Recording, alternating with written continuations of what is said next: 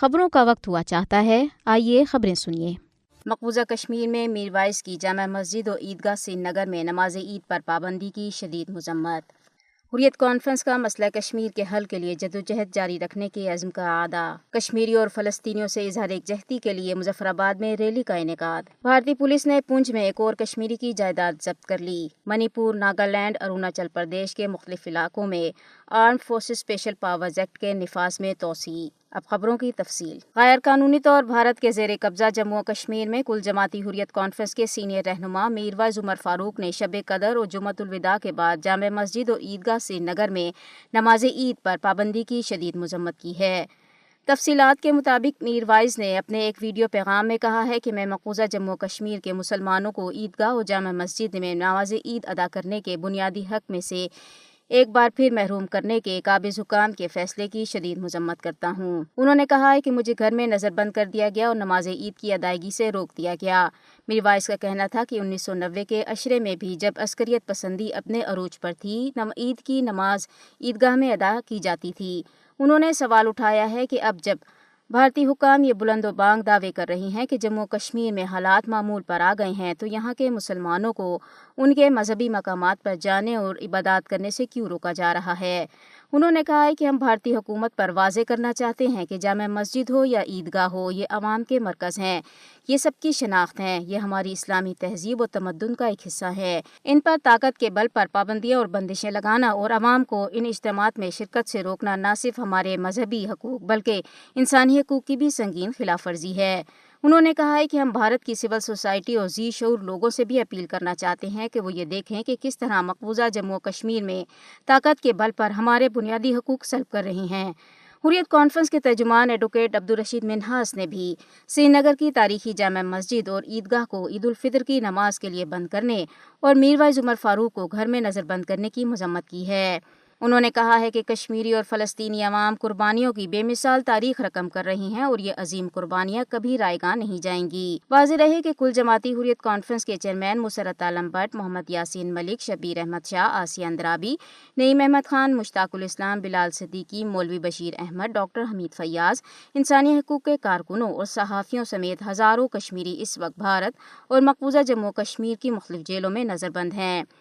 درستہ میروائس عمر فاروق نے عید الفطر کے پرمسرت موقع پر جموں کشمیر کے عوام اور پوری امت مسلمہ کو دل کی گہرائیوں سے مبارکباد دی۔ ان کا کہنا ہے کہ عید خوشی، شکر گزاری اور غور و فکر کا ذریعہ ہے۔ ہمیں اپنے رب سے تعلق کو مزید مضبوط کرنا ہوگا اور ایک دوسرے کے ساتھ ہمدردی، محبت اور خیر سگالی کا برتاؤ کرنا چاہیے، خاص طور پہ ان لوگوں کے ساتھ جو ضرورت مند ہیں۔ درستہ کل جماعتی حریت کانفرنس آزاد جموں کشمیر شاخ کے convener Ghulam Muhammad Safi, general secretary advocate Parvez Ahmad اور سیکرٹری اطلاعات مشتاق احمد بٹ نے بھی اسلام آباد میں ایک مشترکہ بیان میں مقبوضہ جموں و کشمیر کے عوام اور پوری امت مسلمہ کو عید الفطر کی مبارکباد دی۔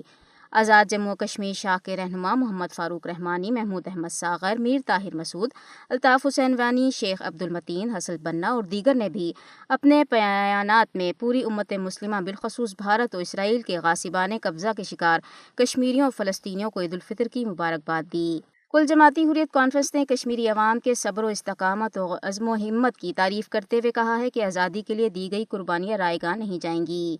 نئی دلی کی بدنام زمانہ تہاڑ جیل میں نظر بند کل جماعتی حریت کانفرنس کے چیئرمین مسرت عالم بٹ اور سینئر حریت رہنما شبیر احمد شاہ نے اپنے عید پیغامات میں شدید مشکلات کے باوجود آزادی اور حق خودارادیت کے حصول کے لیے جدوجہد جاری رکھنے کے کشمیری عوام اور حریت قیادت کے عزم کا اعادہ کیا۔ انہوں نے فلسطین اور کشمیر میں جاری ریاستی دہشت گردی پر تشویش کا اظہار کرتے ہوئے دنیا بھر کے مسلمانوں بالخصوص غیر ملکی قبضے اور جبر سے متاثرہ مسلمانوں کو مبارکباد پیش کی۔